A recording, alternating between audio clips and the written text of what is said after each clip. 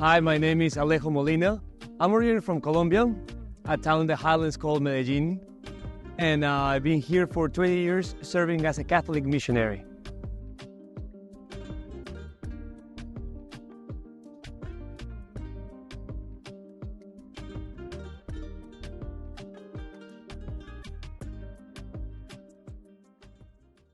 I think that sometimes we misunderstand what discernment is.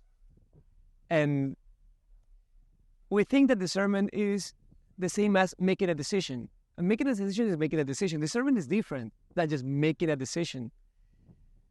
Discernment is different than opting for something. Discernment is different than telling what to do, than being told what to do. The discernment is this capacity of listening to the Lord and recognizing His voice. We hear in the Gospel of John how Jesus said, and my sheep recognize my voice. Our lives, our world, our societies are packed with different voices. And we, in our hearts, we have a lot of different voices speaking in a lot of different ways. We have, of course, the voice of the world and society that wants to indoctrinate us and tell us what to do. We have our insecurities and fears that prevent us from being free.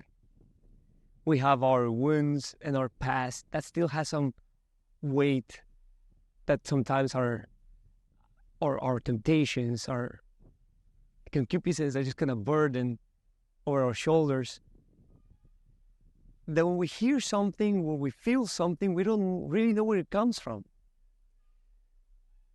Discernment has to be that, Discernment, above all, needs to be this capacity of just seeing where voices come from. A passage that I really like is in 1 Kings 3, where the Lord is happy at Solomon. And as Solomon asks me for whatever you want. Lord, I want a listening heart. A heart that listens. I really like the image of a heart. Even we venerate the sacred hearts. We don't venerate the sacred minds or the sacred brains of Jesus and Mary. Sacred hearts. Because I will say that many times we tend to overthink. And we tend to get distracted with a lot of possible scenarios and possible futures and a lot of different things that are in our minds. And we struggle to find peace. Where do I find peace in my heart? Where's my heart at ease? How can I find this stillness that can help me distinguish the voice of the Lord and these other voices that do not come from Him? I will say that that's the root of discernment. Where is God and how is He speaking into my life today? God is not my boss. He's not just telling me what to do. God is reaching out all day to me. He's telling me how much He loves me. Do I experience that in my life? At the end of the day, can I tell how many times was I reached out by the Lord, telling me how much He loved me, how important I am to Him, how proud He is on me? When the Lord invites us then to recognize His voice, I would say that for discernment, first of all, you need to spend a lot of good time trying to recognize the Lord's voice.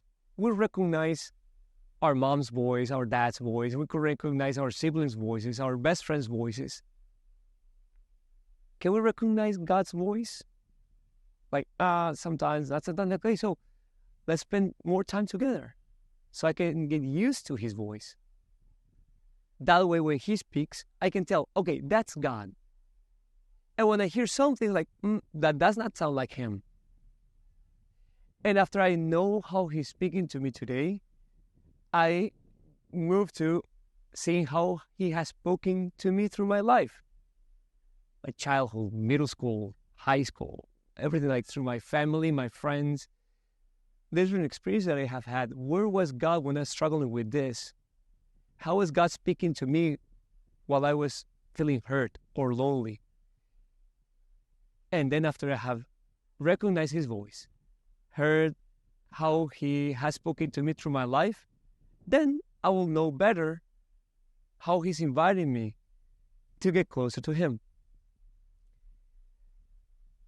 Sometimes I just see so many people just so concerned about like, hey, I want to know what to do. I want to know what to do. It's like, it's not about that.